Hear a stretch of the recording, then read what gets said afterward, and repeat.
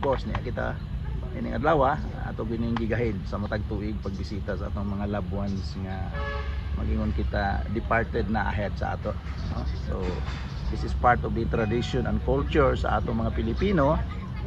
Gamay lang nga emphasis, dili kini siya religious activity ha. This is part of our culture. Isip mga Pilipino gayon. So makita din ni magtan-aw ug unsa atong religious affiliation. Unsa ka nga simbahan nagadto, unsa imong relihiyon, but we are here celebrating or commemorating, remembering this day.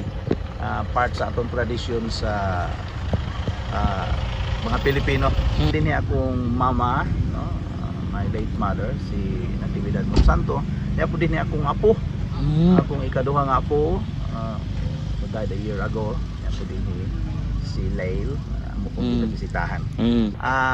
We take this also as a privilege nga mag-gather na to ang mga members sa atong family. Murag di po ko magingon nga reunion, grand reunion, of course murag some sort of meeting together sa atong mga kapamilya usab. Atong pag-remember po sa atong nangawalan nato. Ako lang po nga advice sa atong mga katao no nga ug namang gyud mga protocol nga atong gina-follow sulod dinhi sa ato ang kining ato ang garden dinhi, so of course atong i-follow, and then alikayan po nato ng medyo alcohol kayo, no? Hindi nato na siya i-take. Salamat sa mga procedure nga sama niya na. Of course, di po ta kayo magpagabi, no? We will spend proper time sa pagbisita lang.